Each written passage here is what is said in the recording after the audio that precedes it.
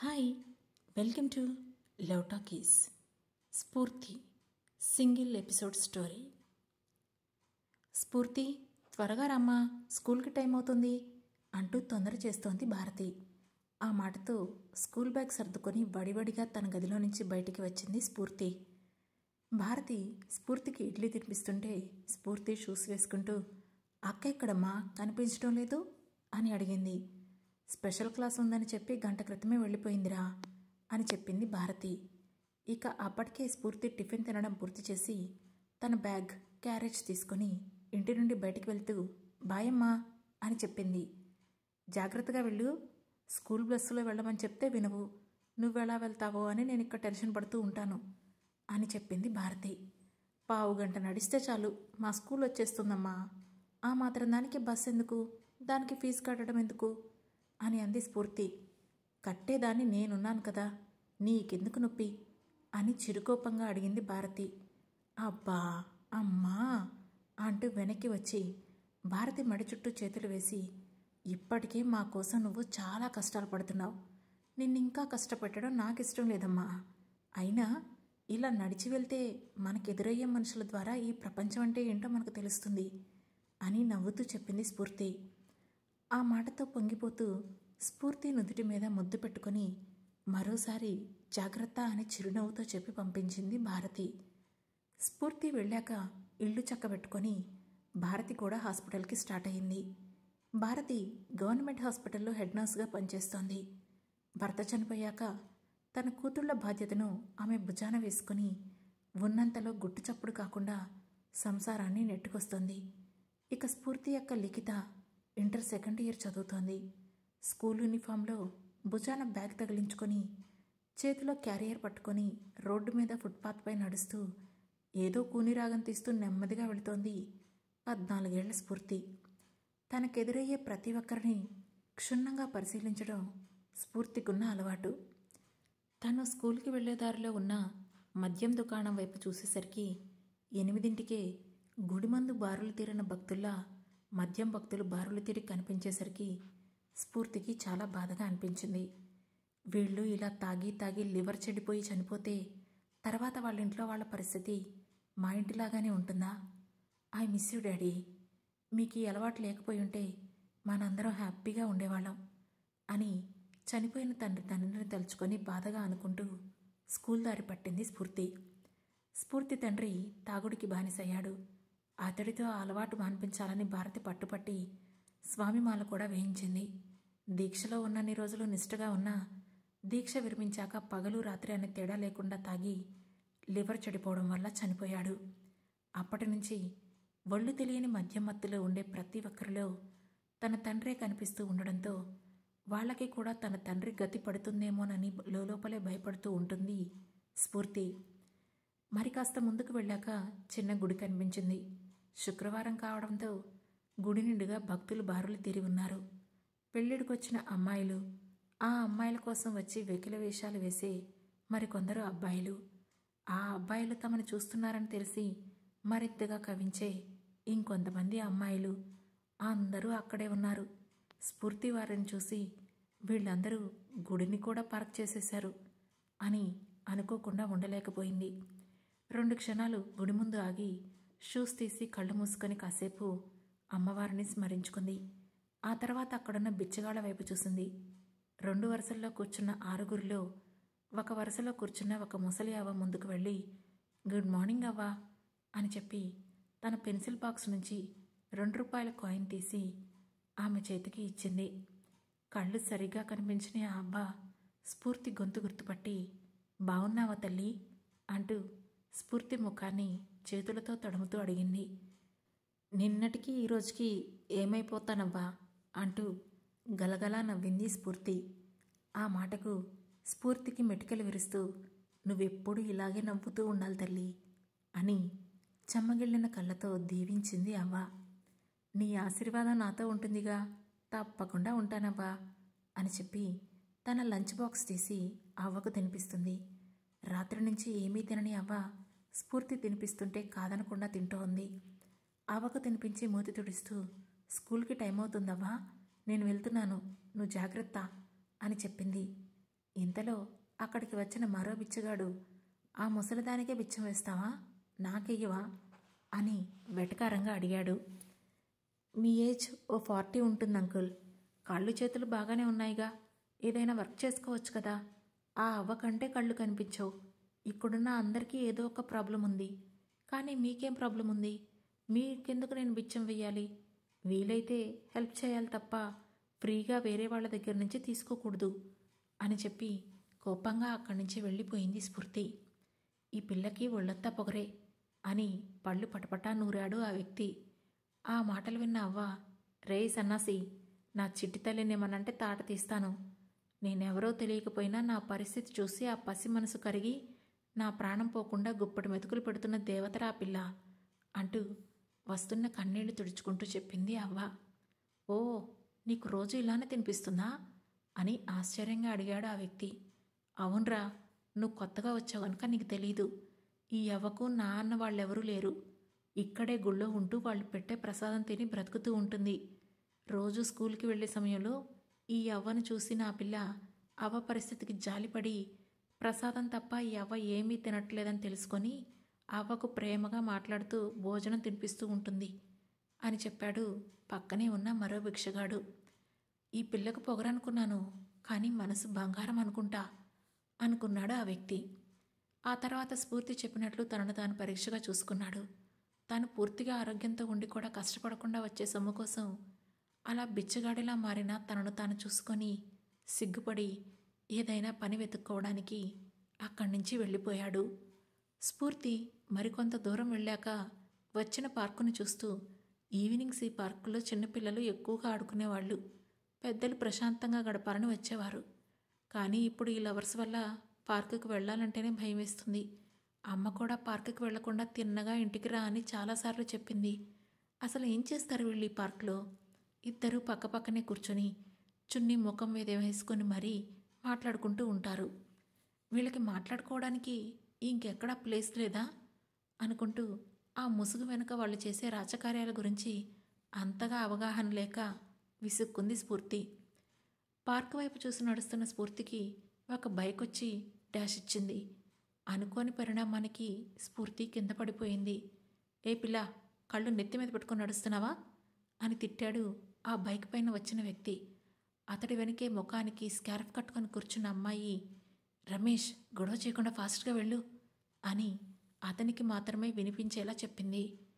పైకి లేచి గీరుకుపోయిన మోచేతిని చూసుకొని వాళ్ళ వైపు చూసిన స్ఫూర్తి ఇద్దరూ కాలేజ్ డ్రెస్లో ఉండడం గమనించి అనుమానంగా వాళ్ళని చూసింది.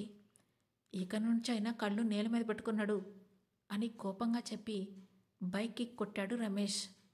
వాళ్ళని చూసిన స్ఫూర్తి, అన్నా, రాంగ్ రూట్లో వచ్చి డాష్ ఇచ్చింది నువ్వే. నీకోసం మీ ఇంటి దగ్గర ఎవ్వరూ వెయిట్ చేయడం లేదేమో. నా కోసం మా ఇంట్లో మా అమ్మ, అక్క, స్కూల్లో నా ఫ్రెండ్స్ వెయిట్ చేస్తూ ఉంటారు. కాస్త రోడ్డు చూసి డ్రైవ్ చేయండి అని కోపంగా చెప్పి వెళ్ళిపోయింది స్ఫూర్తి. వెళుతున్న స్ఫూర్తి వైపు విస్మయంగా చూసి యూటర్న్ తీసుకున్నాడు రమేష్. స్కూల్ దగ్గరికి వచ్చేసరికి ఇడ్లీ బోండాలు వేసుకొని తన జీవనం సాగించే తాత దగ్గరకు వెళ్ళి, గుడ్ మార్నింగ్ తాత అంటూ నవ్వుతూ పలకరించింది స్ఫూర్తి. నీ నవ్వుతోనే నా రోజు మొదలవుతుంది చిట్టి తల్లి అని ప్రేమగా చెప్పి, ఇవి తీసుకో అంటూ మైసూర్ బోండాలు ప్లేట్లో పెట్టి స్ఫూర్తికి ఇచ్చాడు తాత. ఈరోజు తినేసి వచ్చాను తాత, ఇప్పుడు ఇక తినలేను అని చెప్పింది స్ఫూర్తి. నీకు పెట్టకుండా నేను ఏనాడైనా అమ్ముకున్నానా? కనీసం ఒక్కటైనా తింటల్లి అని ప్రేమగా అడిగాడు తాత. సరే, నీకోసం ఒకటి తింటానులే అని నవ్వుతూ చెప్పి ఒక బోండా తీసుకుంది స్ఫూర్తి. నువ్వు రోజూ తినేది ఆ ఒక్కటే కదా అంటూ అలకగా అన్నాడు తాత. స్ఫూర్తి నవ్వి ఆ బోండా తిని వాటర్ తాగి, బాయ్ తాత అని మరోసారి చెప్పి ముందుకు వెళ్ళింది. అందరూ వచ్చామా తిని వెళ్ళామా అన్నట్లుంటారు. కానీ చిట్టి తల్లి మాత్రం తాత అని అభిమానంగా పిలుస్తూ మనసారా ఆప్యాయంగా మాట్లాడుతోంది. నేను బ్రతిమాలితేనే కానీ తినదు అని నవ్వుకొని తన వ్యాపారాన్ని తాను చూసుకున్నాడు ఆ తాత. ప్రేయర్ టైంకి స్కూల్లో అడుగుపెట్టి వడివడిగా 9th క్లాస్లోకి వెళ్ళింది స్ఫూర్తి. తన ప్లేస్లో కూర్చొని క్లాస్ టైంలో శ్రద్ధగా లెసన్స్ విని బ్రేక్ టైంలో ఫ్రెండ్స్తో జోక్స్ వేసుకొని సరదాగా గడిపింది. అదే క్లాసులో ఉండే జెస్సీకి స్ఫూర్తి అంటే అస్సలు ఇష్టం ఉండదు. జెస్సీ టాప్ ర్యాంకర్ కావడంతో ఆమెలో కొంచెం అహంకారం కాస్త ఎక్కువే. టీచర్స్ క్లాస్ ఫస్ట్ వచ్చే తనని కాకుండా యావరేజ్ స్టూడెంట్ అయిన స్ఫూర్తిని ఎక్కువగా పొగుడుతూ అభిమానించడం చూసి ఓర్చుకోలేక స్ఫూర్తిని శత్రువులా చూడడం మొదలుపెట్టింది జెస్సీ. ఈ మధ్యన తన బెస్ట్ ఫ్రెండ్స్ కూడా స్ఫూర్తి భజన మొదలుపెట్టేసరికి జెస్సీలో కోపం ద్వేషంలా మారింది. మధ్యాహ్నం లంచ్ తెచ్చుకోని స్ఫూర్తికి తన బెస్ట్ ఫ్రెండ్స్ పూజ, నవ్య వాళ్ళ లంచ్ బాక్స్లోని భోజనాన్ని షేర్ చేశారు. ముగ్గురి మధ్య సీక్రెట్స్ లేకపోవడంతో స్ఫూర్తి చేసే పనుల గురించి వాళ్ళకు తెలుసు. వాళ్ళ బాండింగ్ చూసే ఎవరికైనా ఫ్రెండ్స్ అంటే ఇలానే ఉండాలి అనిపించేంతగా ఉంటారు ఆ ముగ్గురు. లంచ్ బ్రేక్లో స్ఫూర్తి, సైన్స్ ప్రాజెక్ట్ పూర్తి చేశావా అని టెన్షన్గా అడిగింది నవ్య. నైటే ఫినిష్ చేశాను నవ్య, నువ్వేం టెన్షన్ పడకు, మనకు ఫుల్ మార్క్స్ గ్యారంటీ అని చిరునవ్వుతో చెప్పింది స్ఫూర్తి. ఆ నవ్వుని చూసి ఓర్వలేని జెస్సీ క్లాస్లో ఎవరీ లేని టైంలో స్ఫూర్తి బ్యాగ్ ఓపెన్ చేసి చూసింది. వాటర్ బాటిల్తో వాక్యూమ్ క్లీనర్ తయారు చేసిన స్ఫూర్తి తెలివికి అబ్బురపడుతుంది జెస్సీ. ఈ ప్రాజెక్ట్ చూస్తే సార్ దాన్ని అందరి ముందు పొగుడుతారు, అది నాకు ఇష్టం లేదు అనుకుంటూ ఆ ప్రాజెక్ట్ తీసుకొని తన బ్యాగ్లో పెట్టుకుంది జెస్సీ. లంచ్ బ్రేక్ తర్వాత క్లాస్కి వచ్చిన స్ఫూర్తికి తాను చేసిన ప్రాజెక్ట్ కనిపించకపోవడంతో టెన్షన్గా వెతుకుతూ ఉంటుంది. నవ్య, పూజలు కూడా టెన్షన్ పడుతూ ఉంటారు. ఇంతలో మ్యాథ్స్ టీచర్ రావడంతో ఆ క్లాస్ స్టార్ట్ అవుతుంది.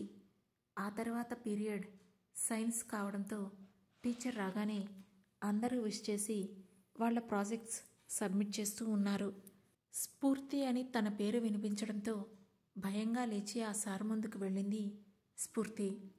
Where is your group project అని గంభీరంగా అని ఆయన అడగగానే భయపడుతూ ఆయన వైపు చూసి, సార్ మా ప్రాజెక్ట్ మిస్ అయింది అని చెప్పింది. స్ఫూర్తి వెనకే నవ్య, పూజ కూడా భయపడుతూ నిలబడి ఉన్నారు.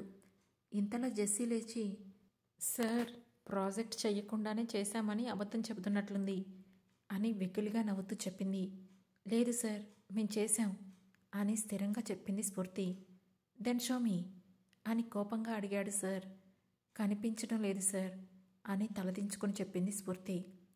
అబద్ధాలు చెప్పడం ఎప్పటి నుంచి స్టార్ట్ చేశావు స్ఫూర్తి? ఇచ్చిన ప్రాజెక్ట్ చేయకుండా అబద్ధం చెప్పినందుకు పనిష్మెంట్గా స్కూల్ ఫినిష్ అయ్యేంత వరకు క్లాస్ బయట నీళ్ళలోంచేయండి అని ముగ్గురిని చూస్తూ ఆయన గంభీరంగా చెప్పాడు. పూజ, నవ్య కూడా తన వెనకే వస్తుంటే, సార్ ఇందులో వాళ్ళ తప్పేమీ లేదు, వాళ్ళని ఎక్స్క్యూజ్ చేయండి, వాళ్ళు చేస్తానని చెప్పినా నేనే వద్దని వాళ్ళకు చెప్పాను అని సార్కి వివరణ ఇచ్చింది స్ఫూర్తి. కాన్ఫిడెన్స్ ఉండాలి కానీ ఇలా ఓవర్ కాన్ఫిడెన్స్ ఉండకూడదు అని స్ఫూర్తి కోపంగా చెప్పి పూజ, నవ్యలను వెళ్ళి కూర్చోమని చెప్పారు సార్. అలా ఈవినింగ్ వరకు క్లాస్ బయటే నీళ్ళౌన్ చేసింది స్ఫూర్తి.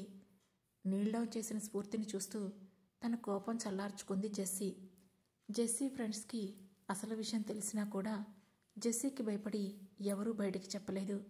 ఎందుకంటే వాళ్లకు ఎగ్జామ్స్లో హెల్ప్ చేసేది జెస్సీనే కాబట్టి.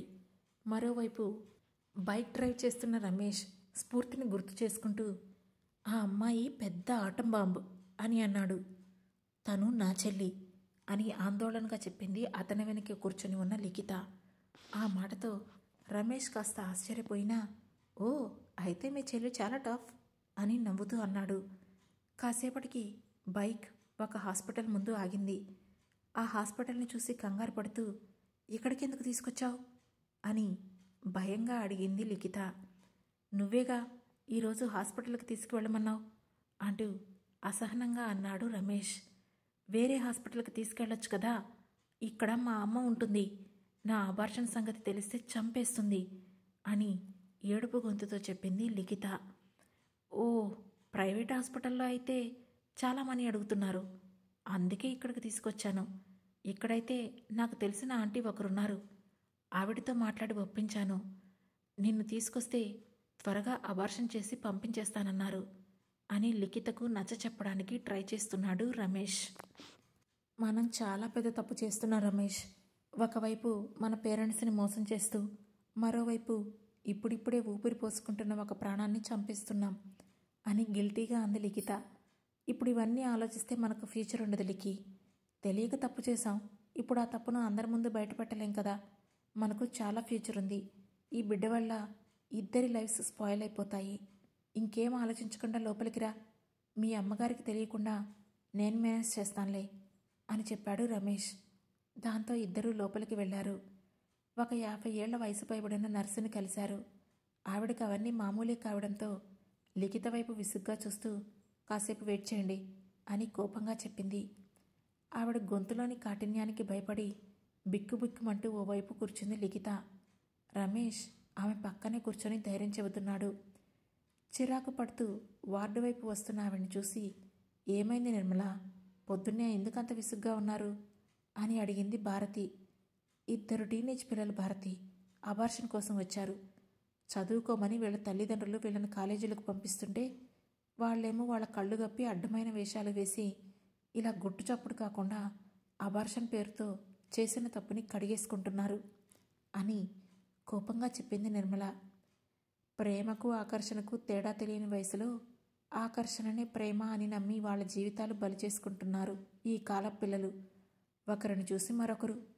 వాళ్ళకు ఒక లవర్ ఉండడం అన్నది అదేదో గౌరవంగా భావిస్తూ చదువుని నిర్లక్ష్యం చేస్తూ సినిమాలలో చూపిస్తున్నట్లు తమకు తామే హీరో హీరోయిన్లా ఫీల్ అయిపోయి ఇలా జీవితాలను సర్వనాశనం చేసుకుంటున్నారు.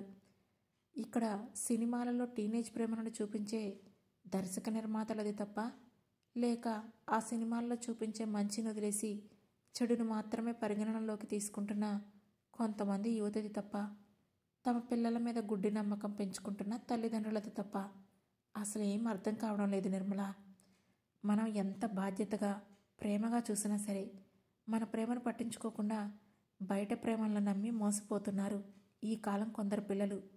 అబార్షన్ చేస్తే వాళ్ళు చేసిన తప్పుని మనమే కప్పిపుచ్చినట్లవుతుంది. చెయ్యకపోతే వాళ్ళ భవిష్యత్తు నాశనం అవుతుంది అని బాధగా అంది భారతి. అవును, కరెక్ట్గానే చెప్పావు అని నిర్మల కాసేపటికి బయటికి వచ్చి, డాక్టర్ మధ్యాహ్నం వస్తారు, మీరిప్పుడు వెళ్ళి మధ్యాహ్నం రండి అని రమేష్ లిఖితలకు చెప్పి వెళ్ళిపోయింది. దాంతో ఇద్దరూ వెళ్ళిపోయి మధ్యాహ్నం వరకు బయట తిరిగి డాక్టర్ వచ్చే టైంకి మళ్ళీ వచ్చారు. డాక్టర్ దేవి లిఖితను చూసి, నీకు అబార్షన్ చేయాలంటే వెళ్ళి మీ పెద్దవాళ్ళని ఎవరినైనా తీసుకురా అని చెప్పింది. వద్దు డాక్టర్, మా అమ్మకు తెలిస్తే నన్ను చంపేస్తుంది, ప్లీజ్ మీరే నాకు హెల్ప్ చేయాలి అని ఏడుస్తూ ప్రాధేయపడింది లిఖిత. తప్పు చేసినప్పుడు లేని భయం ఇప్పుడెందుకు? మీలాంటి వాళ్ళందరికీ ఇదొక ఫ్యాషన్ అయిపోయింది. నీ ఫ్రెండ్స్కి లవర్స్ ఉంటే నీకు లవర్ లేడని ఎవరు ప్రపోజ్ చేసినా ఓకే చెప్పేసి ఇంత దూరం తెచ్చుకున్నావా అని కోపంగా అడిగింది డాక్టర్. ఆ ప్రశ్నకు సమాధానాన్ని తను మాత్రం ఏం చెప్పగలదు, ఎందుకంటే అదే నిజం గనుక. లిఖిత కూడా ఏం చెప్పలేక నోరు మూసుకుంది. 10th నుంచే తన ఫ్రెండ్స్ అందరూ నేను బాగుంటాను కనుక వాడు నా వైపు చూస్తున్నాడు, నా బాయ్ ఫ్రెండ్ నాకు ఈ గిఫ్ట్ ఇచ్చాడు, ఆ గిఫ్ట్ ఇచ్చాడు అని చెబుతూ తనను మురిపిస్తుంటే నికరం లేని మనసు ఆ అనుభూతిని చవి చూడాలని ఆశపడింది.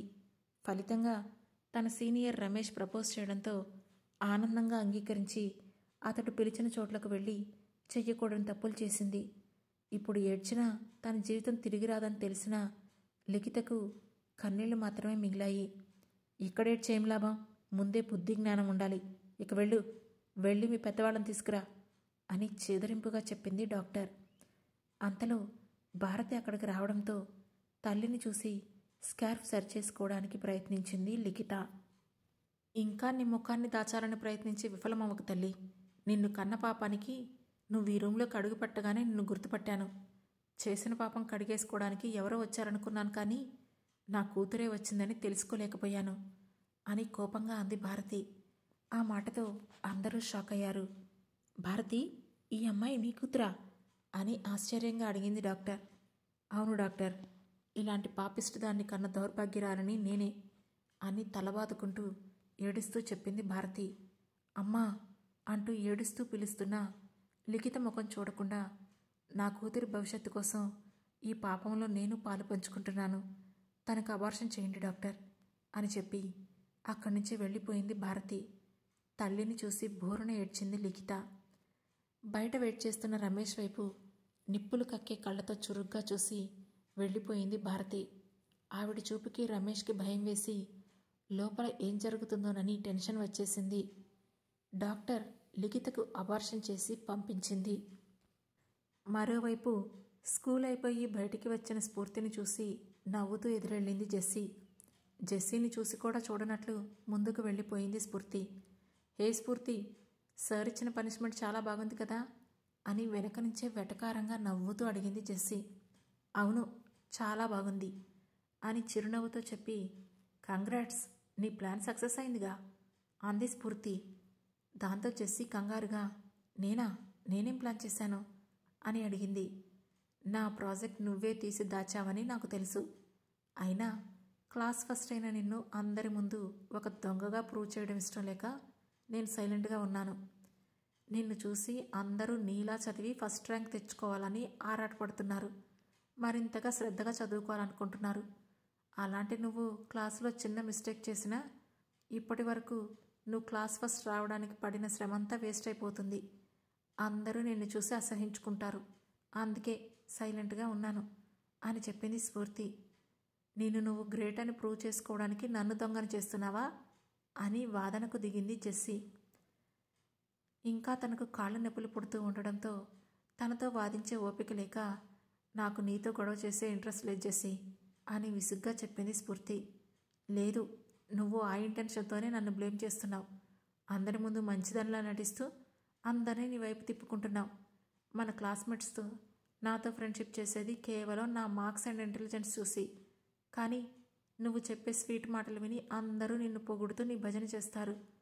క్లాసులో సైలెంట్గా ఉంటున్నట్లు నటిస్తూ అందరినీ నీ వైపుకి తిప్పుకుంటావు అని ఉక్రోషంగా అంది జెస్సీ. నన్ను ఒకరు పొగిడితే వినాలన్న ఇంటెన్షన్ నాకెప్పుడూ లేదు జెస్సీ.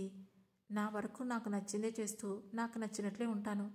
నేను బాగా చదువుకొని మంచి జాబ్ తెచ్చుకొని మా అమ్మను అక్కను బాగా చూసుకోవాలి. నా వల్ల అయినంతలో అందరికీ హెల్ప్ చేయాలి. ఒకవేళ హెల్ప్ చేయలేని స్థితిలో ఉంటే వాళ్ళ మనసులో ఉన్న బాధను పంచుకొని వాళ్ళు హ్యాపీగా ఉండేలా చూసుకోవాలి. ఇదే నా యాంబిషన్. నన్ను బ్లేమ్ చేయాలని చూసేవారి కోసం ఆలోచించే టైం నాకు లేదు అని స్ఫూర్తి చెబుతుంటే విసుగ్గా వింటుంది జెస్సీ. అదే సమయంలో స్కూల్ జోన్ డ్రైవ్స్లో అన్న బోర్డు చూసి కూడా పట్టించుకోకుండా తాగిన మత్తులో అతివేగంగా వస్తున్నాడు ఆ డ్రైవర్. రెప్పపాటులో ఆ లారీ ఫుట్పాత్ వైపు దూసుకు వస్తోంది. లారీ వాళ్ళ వైపే దూసుకు వస్తుంటే జెస్సీ స్ఫూర్తి ఇద్దరూ భయంతో బిగుసుకుపోయారు. ఎవరో ఇంతలో పక్కకు నెట్టినట్లు అనిపించి కింద పడిన జెస్సీ తేరుకొని పక్కకు చూసేసరికి అప్పటికే స్ఫూర్తి రక్తపు మడుగులో పడి ఉంది. రోడ్డు మీద వెళ్లే వాళ్ళందరూ జరిగిన యాక్సిడెంట్ని నార్మల్గా చూశారు. కొందరు అది మామూలే అన్నట్లు చూస్తే మరికొందరు స్ఫూర్తి వైపు జాలిగా చూశారు. జెస్సీ మాత్రం షాక్తో బిగుసుకుపోయింది. స్కూల్ ముందే యాక్సిడెంట్ కావడంతో ప్రిన్సిపల్ మరికొందరు టీచర్స్ ఇంటికి వెళ్లకుండా స్కూల్ బస్ కోసం వెయిట్ చేసే స్టూడెంట్స్ అందరూ అక్కడికి చేరుకున్నారు. ఒళ్ళంతా రక్తమయం కావడంతో వెక్కిళ్ళు పెడుతూ భారంగా మూసుకుంటున్న కళ్ళను తెరిచే ప్రయత్నం చేస్తూ తనను కలలు కన్న జీవితం తన కళ్ళ ముందే ముగిసిపోతుంటే తన ప్రమేయం లేకుండానే జారిపోతున్న కన్నీళ్లను తుడుచుకునే స్థితిలో కూడా లేని స్ఫూర్తి నెమ్మదిగా తన కళ్ళను మూసేసింది. ఇంతలో అంబులెన్స్ రావడంతో స్ఫూర్తిని హాస్పిటల్కి తీసుకెళ్లారు. స్ఫూర్తితో పాటు ప్రిన్సిపల్, కొందరు టీచర్స్ కూడా వెళ్లారు. ప్రిన్సిపల్ భారతికి ఫోన్ చేసి విషయం చెప్పడంతో ఏడుస్తూ హాస్పిటల్కి చేరుకుంది భారతి. డాక్టర్ అన్ని పరీక్షలు చేసి తలకు బలమైన గాయం కావడంతో బ్రెయిన్ డెడ్ అయిందని చెప్పడంతో గుండెలు అవిసేలా ఏడ్చింది భారతి. ప్రిన్సిపల్, టీచర్స్ అందరి కళ్ళు కన్నీటి పర్యంతమయ్యాయి. ఓ రోజు టీవీలో ఏదో సినిమా చూస్తున్న స్ఫూర్తి అందులో హీరోయిన్ చనిపోయిన హీరో ఆర్గాన్స్ డొనేట్ చేయడం చూసి, అమ్మా, మనం కూడా ఇలా ఆర్గాన్స్ డొనేట్ చేద్దామా? మనం చనిపోయినా మన ఆర్గాన్స్ మరొకరిలో బ్రతికే ఉంటాయి కదా అని అడిగింది. ఇప్పుడు స్ఫూర్తి మాటలు గుర్తుకు తెచ్చుకొని స్ఫూర్తి ఇక ఎప్పటికీ కోలుకోదని తెలిసి గుండెల్లోని బాధను అణుచుకొని కనీసం స్ఫూర్తి కోరికనైనా తీర్చాలని అనుకొని స్ఫూర్తి ఆర్గాన్స్ని డొనేట్ చేసింది భారతి. అలా స్ఫూర్తి చనిపోతూ కూడా ప్రాణాపాయ స్థితిలో ఉన్న మనోరలగరికి కళ్ళు, కిడ్నీలు, గుండె ఇచ్చి వాళ్లకు ఊపిరిపోసింది. జెస్సీ తనకు ప్రాణభిక్ష పెట్టిన స్ఫూర్తిని తలుచుకొని ఏడవని రోజే లేదు. రోజు స్ఫూర్తి కోసం ఎదురుచూసే అవ్వకు స్ఫూర్తి లేదన్న నిజాన్ని దాచి తాను స్ఫూర్తిలా మారి స్ఫూర్తి స్థానం తీసుకుంది జెస్సీ. స్ఫూర్తి స్వచ్ఛమైన నవ్వుతో తన రోజుని మొదలుపెట్టే తాతకు స్ఫూర్తి లేదన్న నిజం మరింత కృంగదీస్తుంది. పూజ, నవ్యలు స్ఫూర్తిలా ఆ తాతతో అభిమానంగా మాట్లాడుతూ వాళ్ళ స్కూల్ అయిపోయాక తాతతో కాసేపు స్పెండ్ చేయడం స్టార్ట్ చేశారు. స్ఫూర్తి చూపిన దారిలోనే తన ఫ్రెండ్స్, క్లాస్మేట్స్ తన మన భావం మరిచి అందరినీ సమానంగా గౌరవిస్తున్నారు. తన భర్త నిర్లక్ష్యపు ధోరణికి తన కుటుంబం కష్టాలు పడింది. తన కూతురు నిర్లక్ష్యపు ప్రేమకు ఆమె భవిష్యత్తు ప్రశ్నార్థకమయ్యింది. ఒక తాగుబోతు నిర్లక్ష్యపు డ్రైవింగ్కి తన మరో కూతురు శాశ్వతంగా తనను విడిచి వెళ్ళిపోయింది. అవే తలుచుకుంటూ నిరంతరం కుమిలిపోతూ ఉంది భారతి. ఏదైనా జరిగితే మన చుట్టూ ఉండేవాళ్ళు ఓ 4 రోజులు ఆ విషయం గురించి చర్చించి మర్చిపోతారు. కానీ మనం చేసే చిన్న చిన్న నిర్లక్ష్యాలు ఒక్కోసారి మనకే తెలియకుండా మరొకరి భవిష్యత్తును చిదిమేస్తూ ఉంటాయి. పిల్లలకు ఒక వయసు వచ్చాక ప్రేమ, ఆకర్షణకు మధ్యనున్న వ్యత్యాసాన్ని ఇటు తల్లిదండ్రులు, అటు ఉపాధ్యాయులే వాళ్లకు వివరించాలి. లేదంటే పిల్లలకు ప్రేమ గురించి చెప్పడం తప్పు అని కాదు, చెప్పకపోవడమే ఈ రోజుల్లో పెద్ద తప్పు. ఎందుకంటే మనం తప్పు అనుకున్నది వాళ్లకు ఒప్పుగా కనిపిస్తుంది. ప్రేమ, ఆకర్షణ గురించి వివరించి వాటి వల్ల వాళ్ళు ఎదుర్కోబోయే పరిణామాల గురించి క్లారిటీగా చెప్తేనే వాళ్ళకు కూడా తెలుస్తుంది. అందులోనే వాళ్ళ ఆలోచనలను ఏ విధంగా సాగుతున్నాయో తల్లిదండ్రులు తెలుసుకొని వారి ఆలోచనలను సక్రమంగా ఉండేలాగా చూసుకోవాలి. ఎదుటివారిని తక్కువ చేసి చూపిస్తూ ఒక్కోసారి మన మాటలతో వారి మనసును మనకు తెలియకుండానే విరిచేస్తుంటాం. ఆ సమయంలో వారు పడే బాధ మనకు కళ్ళకు కనిపించినా సరే అది మన మనసుకు చేరదు. కానీ గాయపడిన ఆ వ్యక్తి మనకు తెలియకుండానే మానసికంగా చంపేస్తూ మనం మన మాటలతోనే వాళ్లను చిత్రవద చేస్తూ ఉంటాం. రోడ్డు మీద తగిన జాగ్రత్తలు తీసుకోవాలని అందరికీ తెలిసినా ఎవరూ వాటిని లెక్క చేయరు. దానివల్ల మన ప్రాణం మాత్రమే కాదు, మరొకరి ప్రాణం పోవడానికి కూడా కారణం మనమే అవుతుంటాం. వాళ్ళ కుటుంబాలకు కోలుకోలేని శిక్షను మనమే విధిస్తున్నాం. ఇలాంటి మన నిర్లక్ష్యం మరొకరికి బాధను మిగిల్చకుండా చూసుకోవాలి. ఈ కథ కొంతమందిలోనైనా మార్పు తెస్తే అదే మాకు గొప్ప విషయం. మా ఈ కథలు మీకు నచ్చినట్లయితే వెంటనే మా లవ్ టాకీస్ ఛానల్ను సబ్స్క్రైబ్ చేసుకొని మా ఛానల్లో వచ్చే మిగతా కథలను కూడా విని మమ్మల్ని ఎంకరేజ్ చేయండి. మా ఈ కథలు మీకు నచ్చుతున్నట్లయితే లైక్ చేసి, షేర్ చేసి, కామెంట్ చేసి, హై పాయింట్స్ కూడా ఇచ్చి మమ్మల్ని సపోర్ట్ చేయండి.